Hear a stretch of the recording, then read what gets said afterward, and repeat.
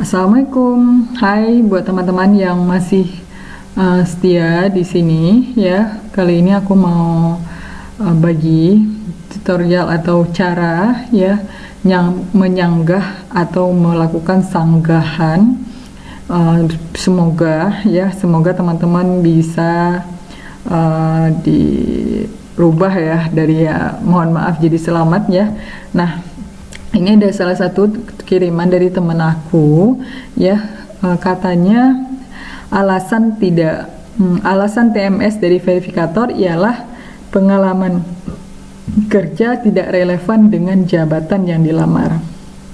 Padahal jabatan yang dilamar itu yaitu asisten teknisi siaran, sedangkan jabatannya dia sebelumnya yaitu teknisi laboratorium. Nah, kalau misalnya kita pikir-pikir ya, itu dari segi jabatan sama-sama merupakan teknisi. Ya, nggak mungkin lah semua orang melakukan teknisi siaran gitu ya. Tapi maksudnya secara garis besar pekerjaan yang dilakukan teknisi dimanapun atau apapun jabatan atau apapun instansinya, maka tahapan teknisi yang dilakukan teknisi itu sama gitu ya, maksudnya uraian jabatannya. Nah, di sini di uraian jabatan dia menuliskan yaitu kebetulan dia jadi teknisi di laboratorium kampus gitu ya.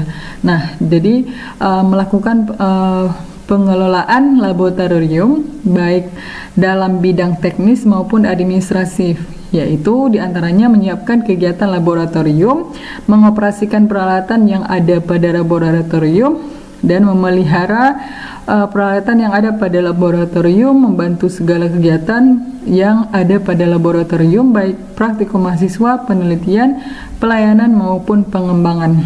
Nah, kalau dari bahasa yang saya baca, ini penjelasan deskripsi pekerjaannya terlalu umum. Terlalu umum bagaimana? Karena dia hanya menggambarkan secara garis besar laboratorium itu, tidak menggambarkan apa yang dia siapkan, alat apa itu namanya gitu ya. Nah, di samping itu dia melamar di bagian tadi saya katakan asisten teknisi siaran ya. Di sini peraturan ya, di peraturan Permenpan RB nomor 31 ya, nomor 31 tentang jabatan fungsional asisten teknisi siaran ya. Halaman uraian tugas dari teknisi siaran itu sendiri yaitu pada bagian uraian kegiatan dan hasil kerja, bagian ke-1 uraian kegiatan sesuai jenjang jabatan. Nah, kebetulan dia ijazahnya D3, jadi ambilnya yang terampil, asisten teknisi siaran terampil, yaitu malah menyusun jadwal kerja teknik produksi, melaksanakan agenda setting teknik produksi, mengikuti agenda, menyiapkan, melakukan instalasi setting peralatan teknik, melakukan instalasi setting peralatan sarana prasarana, melaksanakan mixing audio, melaksanakan evaluasi, menyiapkan peralatan, melakukan uji, mengelola, merawat dan mengoperasikan peralatan itu sama-sama dilakukan oleh teknisi dimanapun.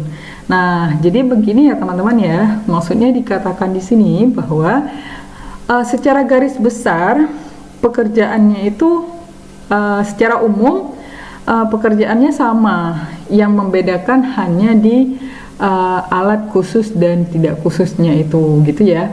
Jadi kalau misalnya di laboratorium dia melakukan alat yang ada di laboratorium, sedangkan di sini dia melakukan alat yang ada di bidang siaran. Tapi dengan kata lain kita bisa mengatakan bahwa relevan karena garis besar pelaksanaan tugasnya itu sama gitu ya, yaitu mengelola, melaksanakan, menyiapkan gitu ya, melakukan uji. Nah, saya yakin bahwa kita bisa mempelajari hal yang baru Namun dengan jabatan atau pekerjaan yang sudah biasa kita lakukan itu malah lebih mudah ya. Nah, gitu ya. Oke. Jadi ini salah satu contohnya. Tapi kalau misalnya untuk teman-teman yang kualifikasi pendidikan ya, kalau kualifikasi pendidikan itu sudah fatal ya. Kalau kualifikasi pendidikan fatal karena memang antara relevan dengan sesuai itu sangat berbeda. Kalau relevan itu berarti ada hubungan tarik-menarik antara jabatan sebelumnya dengan jabatan yang dilamar. Sedangkan sesuai, maka satu titik pun tidak boleh berbeda. Jadi misalkan teman-teman diminta ilmu ekonomi ataupun ekonomi gitu, S1 ekonomi ataupun S1 ilmu ekonomi, maka itu tidak bisa berbeda, harus sama-sama dan memang sesuai nama jurusannya itu memang tidak boleh berbeda sedikit pun gitu. Jadi itu memang nggak bisa disanggah dan juga fatal. Kemudian ada tadi saya baca ya di lama itu di sosial media saya ya, alasannya karena bahwa tanggal suratnya itu salah terbuat gitu. Jadi di suratnya itu ketulis bulan Mei, bulan 5, tapi dalam angka ya. Jadi sebenarnya bukan salah ketulis, tapi karena memang menggunakan tinta pulpen, jadi kebetulan tinta pulpennya itu di angka bulatan 5-nya itu kayak kepotong gitu ya. Jadi seperti 5 padahal mau tulisnya 9. Tapi di nomor surat di atas itu masih tertulis 9. Nah, saya juga ikut komen bahwa coba disanggah aja, mungkin itu dari kesilapan si yang tanda tangannya gitu ya. Nah, jadi apa sih yang bisa teman-teman lakukan untuk sanggah kalau teman-teman misalnya udah dapat nih alasan sanggah, misalnya seperti ini ya, alasan sanggah. Nah, yang pertama sekali yang teman-teman harus perhatikan ya, sanggahan bisa dilakukan dalam waktu 3 hari setelah pengumuman.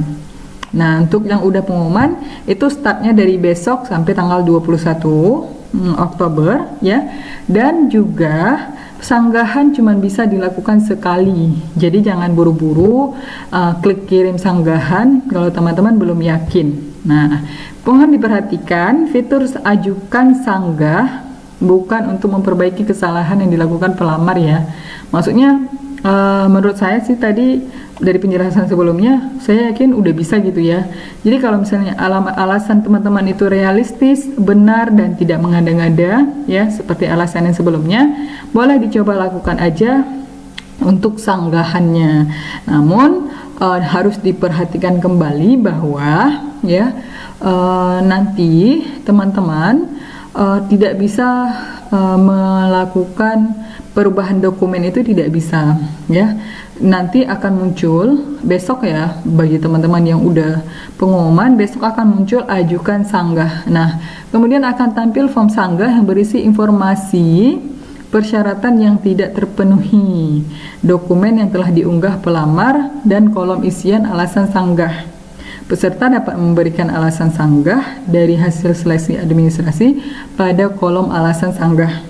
Nah, misalnya di sini ini karena KTP ya. Tadi misalnya teman saya itu karena surat pengalaman kerja ya, maka lihat di dokumen dilihat ataupun enggak kita tetap udah tahu ya, karena memang dokumen yang kita unggah.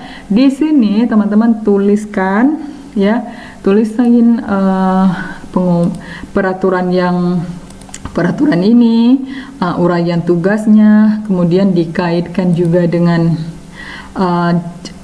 formasi, maksud saya dikaitkan dengan jabatan teman-teman sebelumnya, dan dikemas dengan bahasa yang sebaik-baik mungkin. Nah ya, kemudian diklik centang di sini dan akhiri proses sanggah. Ingat ya, sanggah cuma bisa dilakukan sekali ya. Anda hanya bisa melakukan sanggah semua persyaratan cuma bisa melakukan sanggah bila semua persyaratan yang tidak memenuhi syarat disanggah. Nah, gitu ya. Jadi jika peserta memiliki dokumen yang tidak valid lebih dari satu dan hanya ingin melakukan sanggah pada salah satunya atau tidak pada semua dokumen, maka tidak akan mengubah hasil. Karena satu persyaratan tidak valid, maka tetap akan tidak memenuhi syarat atau TMS. Nah ya, jadi kalau ada beberapa, maka disanggah semuanya gitu. Maksudnya tetap diberikan alasan sanggah pada dokumen masing-masing. Gimana sih bahasa yang bisa disampaikan di bahasa sanggahnya? Ya, ini saya baca dari berita ya, dari ini. Misalnya kartu penduduk ya, kependudukan tidak sesuai, maka saya menghormati hasil, namun saya ingin menyatakan bahwa KTP yang saya unggah dokumen asli dan sesuai persyaratan. Misalnya udah unggah tapi kok dibilang enggak gitu ya. Kemudian surat lamaran atau boram tidak terbaca gitu ya. Tetap lakukan, katakan terima kasih kepada panitia dan mohon maaf ya. Kemudian baru sampaikan alasan teman-teman. Kemudian jika misalnya ini bahasanya yaitu karena pendidikan ya, ataupun yang tadi karena persyaratan-persyaratan yang lain, tetap lakukan dengan bahasa yang sebaik mungkin gitu ya. Setelah mengisikan sanggahan, maka sistem akan menampilkan peringatan apakah Anda yakin akan mengakhiri dan memproses penyanggahan. Jika sudah yakin, klik tombol iya nanti ya, gitu ya. Jadi perhatikan, cari benar-benar bukti bahwa yang saya sampaikan, yang saya unggah, yang saya lakukan ini sudah sesuai, sudah relevan gitu ya. Nah, untuk teman-teman sendiri, misalkan kayak kurang jangka waktunya kurang 2 tahun ya, itu sudah fatal. Dan misalnya atau teman-teman tidak mengunggah SK ataupun ada juga yang mengatakan bahwa gagal karena tidak mengunggah sertifikat. Nah, teman-teman boleh mengajukan misalkan di persyaratan pengumuman instansinya itu mengatakan bahwa sertifikatnya itu berada pada persyaratan umum gitu ya, bukan pada persyaratan khusus jabatan. Namun jika itu berada pada posisi persyaratan khusus jabatan, walaupun di upload dokumennya itu tidak wajib, maka itu tetap wajib bagi instansi tersebut gitu ya teman-teman ya. Jadi penentuan opsional dan tidak opsionalnya itu untuk upload sertifikat tambahan bisa dilihat dari persyaratan khusus untuk jabatan masing-masing. Nah, ada beberapa jabatan yang memang wajib dan ada beberapa jabatan yang tidak wajib mengunggah sertifikat tambahan. Opsional dan tidak opsionalnya, teman-teman bisa baca di poin mana dia berada. Apakah dia berada di poin khusus persyaratan tambahan ataupun berada pada syarat tambahan ataupun pada persyaratan umum. Nah, gitu ya teman-teman ya. Jadi jangan sampai sebenarnya ya itulah kenapa di video saya sebelumnya saya sudah sampaikan bahwa di beberapa penjelasan saya sebelumnya, baca kembali, teliti pengumuman yang ada di instansi yang teman-teman akan lamar itu.